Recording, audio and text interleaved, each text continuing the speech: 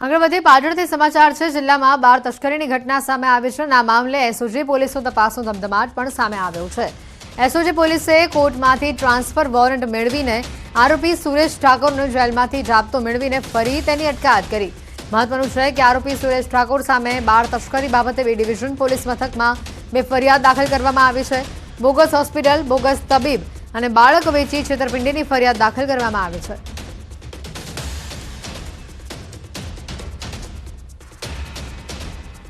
છોટાઉદેપુરથી સમાચાર છે। જિલ્લાની જીવાદોરી સમાન ઓરસંગ નદીનું સફેદ સોનું ગણાતી રેતીનું ખનન થઈ રહ્યું છે।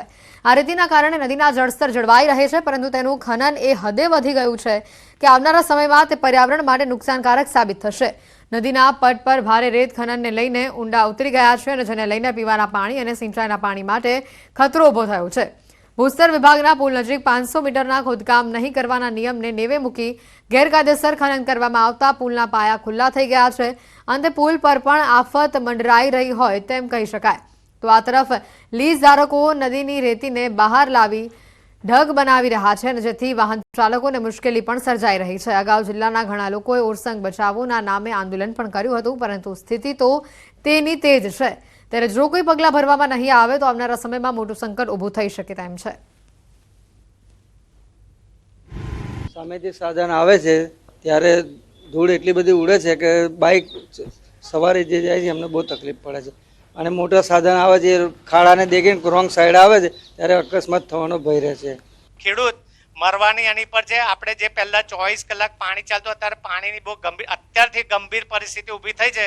તો તમે આના માટે કંઈક કરો ને તમારી જોડે બીજા છોટાઉદેપુરના ધારાસભ્ય, સંખેડાના ધારાસભ્ય એ બી રજૂઆત કરે ને એ બધા જ આ પુલો પરથી, તમે જે પુલોની વાત કરી, જેતપુરનો પુલ તૂટી ગયો રેત ખનનની લીધે જ તૂટી ગયો છે, જે આગળ ખોદાણ થાય છે એવા દરેક પુલની આ જ પરિસ્થિતિ, પુલો નીચેથી આજે પણ રેતી ખોદાય છે। સાહેબ, રેતી ખનન અંગેના કેટલાક કાયદા હશે ગુજરાત સરકારના, માઇનિંગ અંગેના કાયદા, પણ કોણ આ કાયદાનું પાલન કરે છે? કયા લીઝવાળા આ કાયદાનું પાલન કરે છે? અને સામાન્ય એની સામે પનિશમેન્ટ, એમના વાહનો જપ્ત કરવામાં આવે છે, જેસીબી જપ્ત કરવામાં આવે છે, એ સિવાય બીજી સજા શું છે એમને? આ તો લોકમાતા છે અને આ તો છોટાઉદેપુર જિલ્લાની લાઈફલાઈન છે। ઓરસંગ નદી લાઈફલાઈન। રેતીના લીઝ માલિકો જે માપણી થઈ એના કરતાં વધારે ખોદકામ કરવાના કારણે ત્યાંના જે પુલિયા હતા એનું પણ ધોવાણ થયેલ, જે બાબતે આજ રોજ એ પુલિયાની વિઝિટમાં હું નીકળ્યો હતો અને જે બાઉન્ડ્રી હતી એના કરતાં વધારે ખોદકામ થઈ રહ્યું હતું અને એ નદીનો પટ નહોતો, એ કોતરના પટમાં ખોદાણ થતું હતું, જેના કારણે જ એ પુલિયું પણ તૂટી ગયું હતું। છોટાઉદેપુર જિલ્લામાં પાછલા ઘણા સમયથી જે પરિવહન માટે બ્રિજના અને રસ્તાના મુદ્દાઓ અવારનવાર ઉઠી રહ્યા છે। તેમાં પહેલા જ ચોમાસાની અંદર જે ભારત નદીનો પુલ છે એ તૂટી ગયો, પછી જે હમણાં હાલના સમયે જે ઓરસંગનો, બોડેલીનો ઓરસંગનો બ્રિજ છે તેનું રિનોવેશનનું કામ ચાલી રહ્યું છે। પણ આમ જોવા જઈએ તો છોટાઉદેપુરના તમામ બ્રિજ જર્જરિત થઈ ગયેલા છે। ધોવાણનો અને જે ખાણકામનો પ્રશ્ન છે અને અગાઉ જે માપણી છે અને હાલની તાજેતરની જે સ્થિતિ છે તેનો સાહેબને હાલની સ્થિતિ સુધીનો સાહેબને રિપોર્ટિંગ અમે કરી દઉં। સાહેબ, આ તો જે અત્યારે હાલની જે સ્થિતિ છે, અગાઉ ચોમાસા પહેલા જે માપણી થયેલી છે, બરાબર છે। હાલમાં જે સાહેબના પ્રશ્ન છે એ પ્રમાણે તપાસ કરીને નિયમ અનુસાર જે બી છે અહેવાલ સાહેબને જાણ। ભરૂચ શહેરનો પશ્ચિમ વિસ્તાર લીલી હરિયાળીથી ઢંકાયેલો વિસ્તાર હોય તેમ ચારેકોર લીલોતરી જોવા મળે છે, જેથી તેને વિદેશી પક્ષીઓના અનુકૂળ વિસ્તાર પણ માનવામાં આવે છે। ગિલાણી કુવા અને વાવ ફળિયા સહિત આજુબાજુના સમગ્ર વિસ્તારમાં હજારોની સંખ્યામાં વૃક્ષો આવેલા છે, જેના કારણે આ વિસ્તારમાં સિઝન મુજબ વિદેશી પક્ષીઓ આગમન કરતા હોય છે। વિદેશમાં દરિયામાં વસતા ગીધ જેટલું ઉડાન કરી રહેલા અને પીળી ચાંચ ઢાંક તરીકે ઓળખાતા વિદેશી પક્ષી હાલ ભરૂચના મહેમાન બન્યા છે। ગેલાણી કૂવામાં દર વર્ષની જેમ આ વખતે પણ શ્રીલંકન અને ઓસ્ટ્રેલિયન પક્ષીઓનો મેળાવડો જામી ગયો છે। ભરૂચના પશ્ચિમ વિસ્તારમાં ગેલાણી કૂવા સ્થિત એક તળાવ આવેલું છે, એની આજુબાજુ જે ઝાડો છે એ આંબલીના ઝાડ છે, લીમડાના ઝાડ છે, અન્ય વૃક્ષો છે, એની પર ચોમાસાના જે બગલા પ્રજનન કરી અને બચ્ચા મોટા કરીને 4 મહિનાની ચોમાસાની સિઝન પૂરી કરી અને બીજા એક અન્ય જાતિના પક્ષીઓ ઉડી ગયા છે। હાલ સુરતના ટેક્સટાઇલ ઉદ્યોગમાં તેજીનો દોર ચાલી રહ્યો છે, પરંતુ સામે પ્રોડક્શન નથી થઈ રહ્યું અને તેનું કારણ છે કારીગરોની અછત. દિવાળીનો તહેવાર તેમજ છઠ પૂજા કરવા માટે કારીગરો તેમના વતન ગયા હતા, પરંતુ હજી પણ મોટા પ્રમાણમાં કારીગરો પરત નથી આવ્યા અને જેની સીધી અસર ટેક્સટાઇલ ઉદ્યોગ ઉપર જોવા મળી રહી છે. કારીગરોને બોલાવવા માટે વેપારીઓ વ્યવસ્થા કરી આપવા છતાં પણ કારીગરો ન આવતા હાલ તેજી વચ્ચે કમાવાના સમયે વેપારીઓને રડવાનો વારો આવી રહ્યો છે. કાપડની માંગ હોવા છતાં પણ પ્રોડક્શન પૂરું કરી શકતા નથી અને જેથી વેપારીઓને મોટું નુકસાન થયેલું જોવા મળી રહ્યું છે.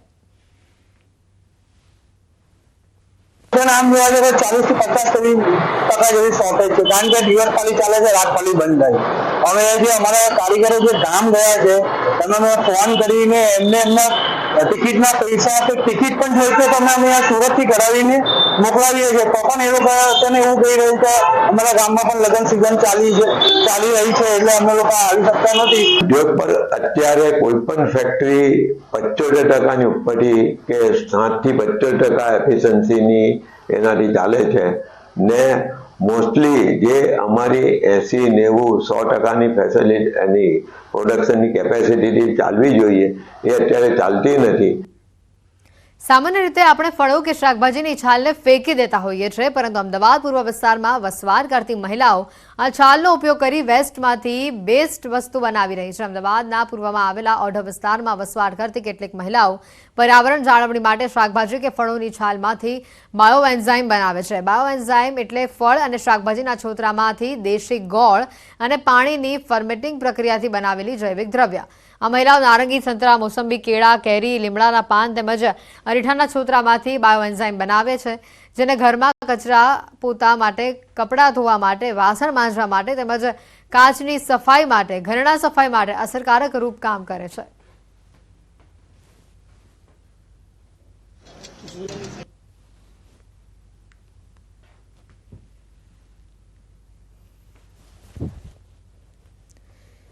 પાણીની ફર્મેન્ટિંગ પ્રક્રિયાથી બનાવેલા જૈવિક દ્રવ્યનો તેઓ અનેક જગ્યા પર ઉપયોગ કરે છે. ઘરમાં સાફ સફાઈ માટે પણ તેનો ઉપયોગ કરે છે. આ સાથે જ કચરા પોતા માટે, કપડાં ધોવા માટે, વાસણ ધોવા માટે પણ તેનો ઉપયોગ કરે છે.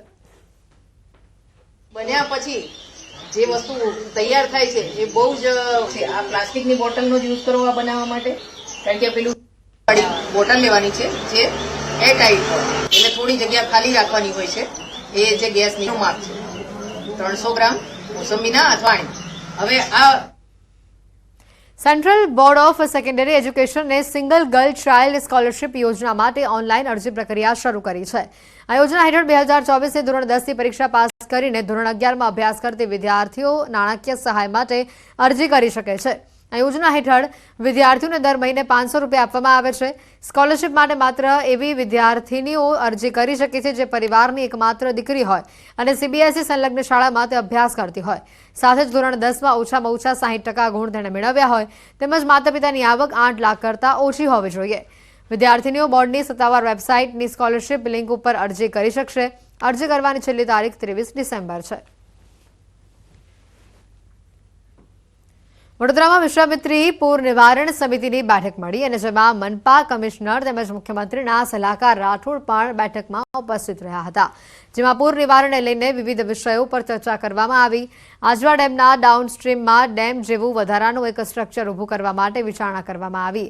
આજવા ડેમની સ્ટોરેજ અને કેરિંગ કેપેસિટી વધશે તો પ્રતાપપુરા ડેમ, વડદલા, ધાનેરા, હરિપુર તળાવમાં પણ સ્ટોરેજ અને કેરિંગ કેપેસિટી વધારવા તેમજ સ્ટ્રેજિંગ કરવાની વિચારણા કરવામાં આવશે. વિશ્વામિત્રી નદીમાં પણ જ્યાં શક્ય હોય ત્યાં સ્ટ્રેજિંગ અને ડિસલિન્ટિંગ કરવાની પણ વિચારણા કરાઈ છે. આજવા ડેમના પૂર્વ વિસ્તારનું પાણી ડાયવર્ટ કરી જાંબુવા નદીમાં ઠાલવવાની પણ વિચારણા થઈ રહી છે. આજવા ડેમ જે છે તેમાં વધારાનું એક ડાઉનસ્ટ્રીમમાં એક વધારાનું ડેમ જેવું સ્ટ્રક્ચર ઊભું કરવું તાકી એની કેરિંગ કેપેસિટી અને એની જે સ્ટોરેજ કેપેસિટી છે એ વધે.